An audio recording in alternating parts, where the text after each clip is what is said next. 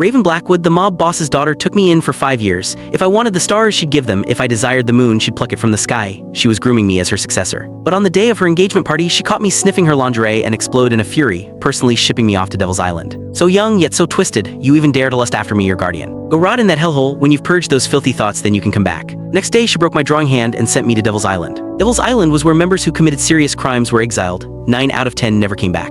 I wailed, begging for her forgiveness. Tears welled in her eyes, but she left without a backward glance. The day after, someone showed up with the boss's signet ring, telling the warden not to worry about my status, just keep me alive. First day, I was thrown into a rat cage, battling starved rats all night. Second day, I was forced to clean the hallways with my tongue. My mouth was a mass of blisters. Even breathing was agony. I developed a stutter. 1 year later, Raven Blackwood finally remembered me. She was draped in black, sunglasses hiding her eyes, still every bit the unapproachable mob princess. But behind her stood someone new, her fiancé, Marcus Thorne. You must be Alex, right? I'm Marcus Thorne, Raven's fiancé. You left in such a hurry last year, you missed our engagement. He finished speaking and raised a hand to pat my head. I flinched instinctively. In trembling, I nudged my head closer, rubbing against his palm. Raven felt something was off but couldn't pinpoint what. Have you learned your lesson? My throat tightened, my whole body shaking as memories fled back. This past year of beatings, bloodlettings, and humiliation felt like 1,000 needles, making each breath a searing pain. Shrank back, head bowed, my voice barely a whisper. I've learned I really have. Raven's breath hitched, a strange bitterness welled up inside her. Last year she wished I were that docile. Now that I truly was, it felt like a slap in the face. Good that you've learned. From now on, get rid of those improper thoughts. She nodded curtly, bitterness in her expression, and boarded the helicopter first. I followed, legs pressed tightly together, afraid to take wide steps. The moment the chopper lifted off, I gripped the door, face pale, burying my head in my knees. Memories of being thrown off cliffs into the sea, the impact jarring my organs, surged through me. My blood ran cold and I shook like a leaf.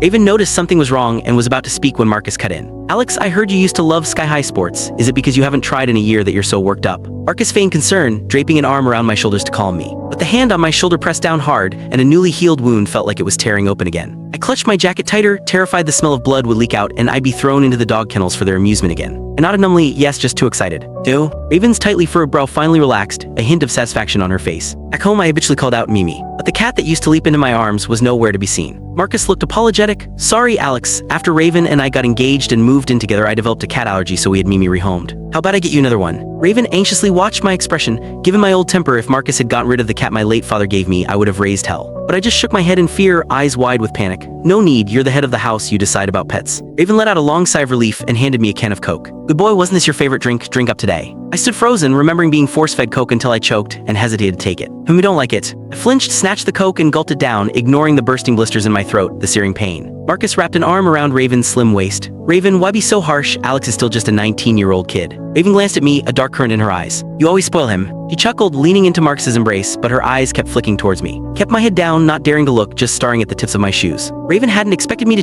Click the link on the homepage to watch the full follow-up for free.